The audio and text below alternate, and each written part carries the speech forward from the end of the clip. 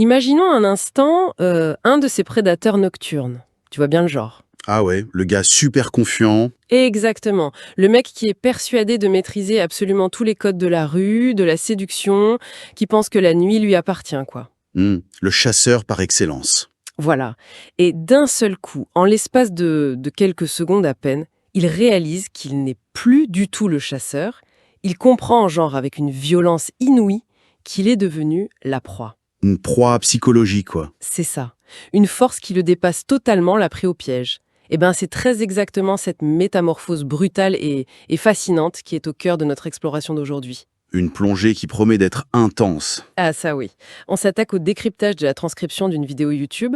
La vidéo s'intitule « Elle est belle à croquer », le clip sensuel officiel sur la chaîne JJS 2.0. Un titre qui, il faut bien le dire, cache incroyablement bien son jeu. Grave. À première vue, ceux qui nous écoutent pourraient s'attendre à une énième chanson urbaine. Ouais, une simple ritournelle sur la drague, quoi. Exactement. Avec l'esthétique de nuit classique, le jeu amoureux un peu banal, mais en fait, sous ce vernis très charnel, se cache une vraie masterclass philosophique. Le mot n'est pas trop fort. C'est un texte qui explore la mort de l'ego, le pouvoir de la vulnérabilité et la transformation personnelle, avec une précision vraiment chirurgicale. Et c'est justement ce cadre d'écoute-là qu'il faut absolument adopter pour ce texte. Parce que honnêtement, si on s'arrête à une lecture superficielle des paroles, on passe à côté de tout. On rate le vrai message. Complètement. L'enjeu ici, c'est d'observer à la loupe le basculement psychologique du narrateur. Au début, on a cette figure classique du dragueur qui arpente la ville. Mais très vite, la dynamique de pouvoir habituelle est pulvérisée. Elle vole en éclats, ouais. Voilà, ce narrateur si sûr de lui devient un élève. Et un élève complètement désarmé face à une vérité qui le percute de plein fouet. Bon, décortiquons tout ça, parce qu'il y a tellement de matière. Commençons par la mise en place du décor. Le décor de la nuit. Ouais. Dès les premières lignes, l'auteur installe une atmosphère presque magique, un peu lourde et irréelle. Il dit « La mie s'ouvre comme une porte secrète ». Et direct après, on a cette phrase « Tout s'arrête sur le bitume ». C'est comme si sa simple apparition provoquait une distorsion du temps. C'est très cinématographique. Mais grave, il ajoute « Elle danse entre les ombres comme un mirage ». Et là, bam, la phrase qui frappe super fort. « Chaque pas efface un homme de son passage ». Ouf. Faut vraiment s'arrêter là-dessus. Efface un homme. C'est d'une violence, je trouve, inouïe. Ah mais c'est une image d'une puissance redoutable. Regarde la mécanique de cette métaphore. Elle n'est pas juste décrite comme une belle femme qui fait tourner les têtes. Non, c'est pas juste physique. C'est une force d'anélitisation. Dans cet écosystème urbain, les autres présences masculines perdent littéralement leur substance, leur réalité physique. Il n'existait plus. Exactement. L'espace se vide de toute compétition, non pas par intimidation, mais par un magnétisme qui rend tout le reste insignifiant. Ça me fait tellement penser à ces scènes iconiques des vieux films noirs. Ah oui, le détective privé. C'est ça.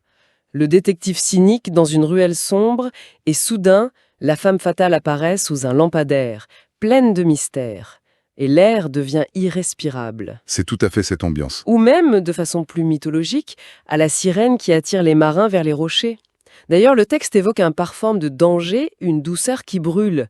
Il y a ce contraste tout le temps. Un chaud-froid permanent. Et je trouve qu'il y a une ironie hyper mordante dans le titre même. L'expression, elle est belle à croquer. Historiquement, croquer, ça veut dire consommer rapidement, non? Bien sûr, c'est réduire l'autre à une friandise. Voilà, une proie que le prédateur va dévorer. Mais le texte nous montre exactement l'inverse. C'est elle qui dévore l'espace et qui va finir par engloutir l'ego du gars. Ce qui est fascinant ici, c'est la rapidité avec laquelle l'illusion de contrôle s'évapore. Ça va hyper vite. Ah oui. D'habitude, dans un récit de séduction, le narrateur essaye de garder la face. Là, il capitule tout de suite. Il dit « Je croyais jouer, mais c'est moi qu'elle devine ». Le mot deviner les fous là. C'est le mot parfait. Il se croyait maître du jeu, le stratège qui avance ses pions. Il réalise qu'elle n'a pas besoin de jouer. Elle lit directement en lui. Elle a déjà gagné en fait. C'est ça. Il ajoute « Elle trace les règles. Je suis dans sa ligne ». Le cliché du chasseur est complètement brisé. Il accepte, avec une sorte de fascination morbide, d'être la proie. Il dit « C'est elle qui me choisit, et quand elle part, c'est moi qui la suis ». Il a perdu toute son agencité. Il n'est plus l'acteur de sa soirée.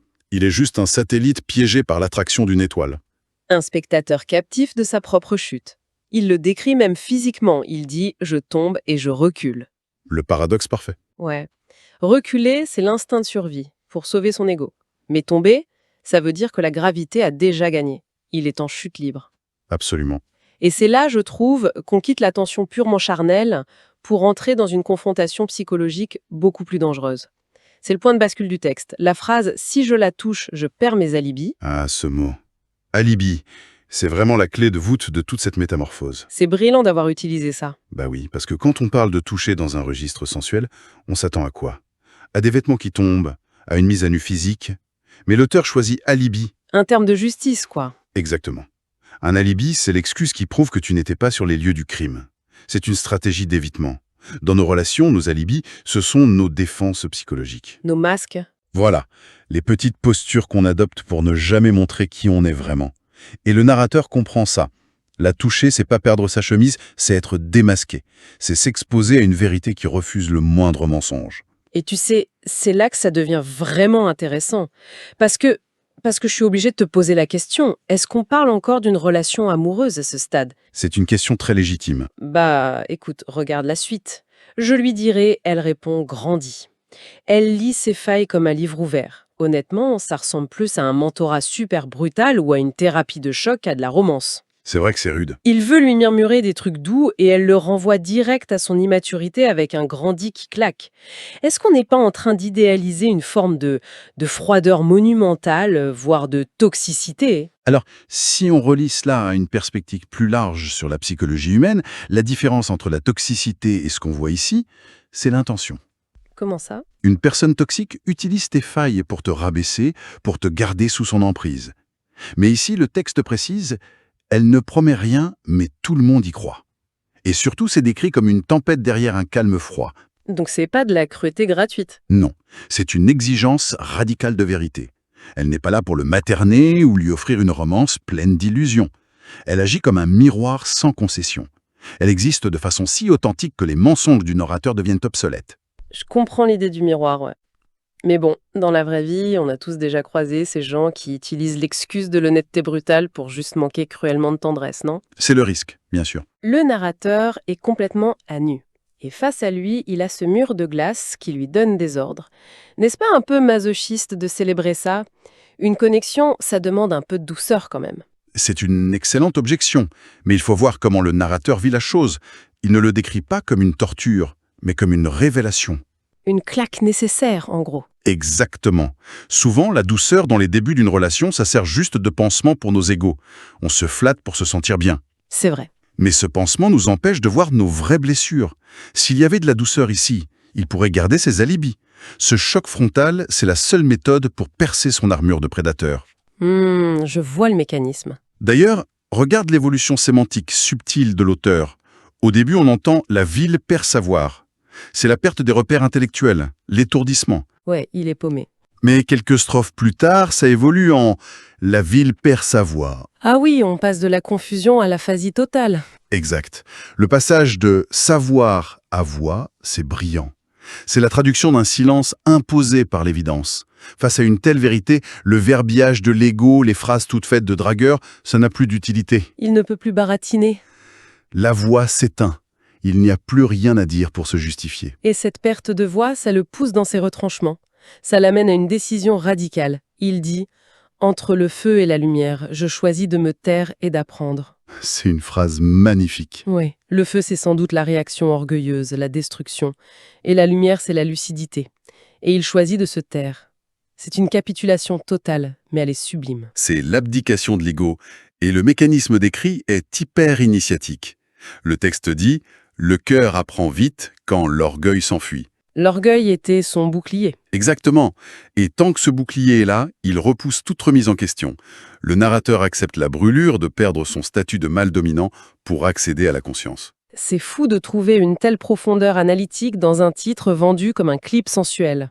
C'est le paradoxe de cette œuvre. On s'attendait à des corps qui se cherchent dans la nuit et on se retrouve avec un traité spirituel. Et ça nous amène d'ailleurs, très organiquement, à la dernière phase de la métamorphose. Le moment où il comprend le but de tout ça. C'est ça.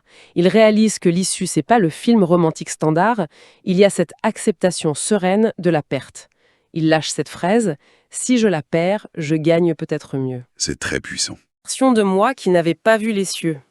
En gros, en renonçant à la posséder, il se gagne lui-même, mais dans une version éveillée. C'est le triomphe de la lucidité sur la possession. Dans la poésie urbaine, perdre l'autre, c'est toujours une tragédie absolue, un vide insupportable. Ouais, la fin du monde, quoi. Mais là, il retourne le paradigme. La perte n'est pas un échec. C'est une monnaie d'échange. C'est le prix à payer pour accéder à sa vérité intérieure. C'est clair. Il le dit si bien. Elle m'emmène loin, sans promesse d'amour, mais j'en sors plus vrai jour après jour. La recherche de la vérité a remplacé le besoin de romance. Alors, qu'est-ce que tout ça signifie?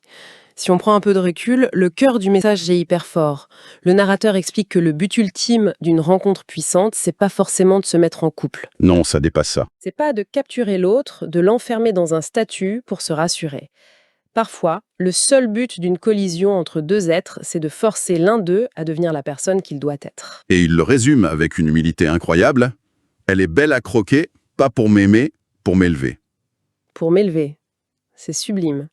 Cette distinction entre aimer et élever, elle est cruciale. Et ça nous pousse à examiner la toute dernière ligne de la chanson, qui cristallise la philosophie du truc. Et si elle s'en va, j'aurais compris qu'aimer, c'est d'abord se changer. Waouh. Aimer, c'est se changer. C'est hyper subversif comme définition de l'amour aujourd'hui. On nous vend tellement l'idée qu'il faut trouver quelqu'un qui nous accepte exactement comme on est, sans jamais nous bousculer. Ouais, le fameux « t'es parfait » ne change rien. Exactement. Mais le texte rejette cette facilité. Il affirme que l'amour véritable, c'est un catalyseur de métamorphose.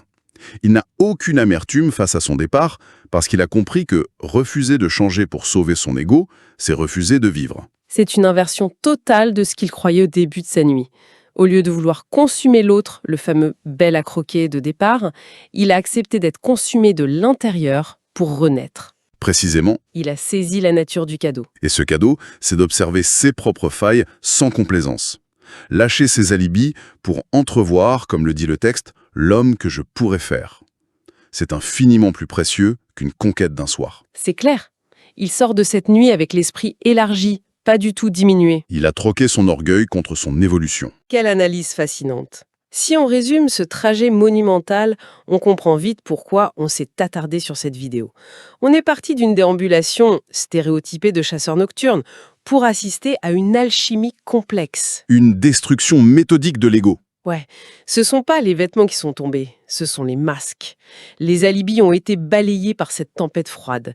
Et au final, ça nous donne un essai magistral sur la croissance intime. Un parcours d'une densité rare.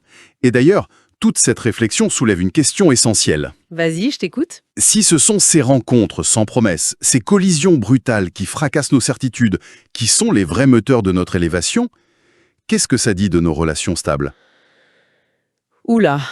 Est-ce que le confort douillet d'un amour rassurant, où on n'a plus besoin de se remettre en question, n'est pas secrètement l'ennemi de notre croissance? En cherchant la sécurité à tout prix, est-ce qu'on ne sacrifie pas cette évolution que seule la vulnérabilité absolue peut déclencher? Quelle idée déstabilisante! Genre, notre confort émotionnel saboterait notre potentiel. C'est incroyablement provocateur comme réflexion. Ça donne matière à penser, non? Ah, ça donne envie de réévaluer tous ces chocs qu'on cherche à fuir dans nos vies. Merci infiniment à notre auditoire, à toutes celles et ceux qui nous ont écoutés plonger dans cette psychologie complexe aujourd'hui. Merci à vous de nous avoir suivis. Il faut garder l'esprit grand ouvert et l'œil attentif, parce qu'on ne sait jamais quelle leçon fracassante nous attend la prochaine fois que la nuit s'ouvre comme une porte secrète. À très bientôt pour une nouvelle exploration.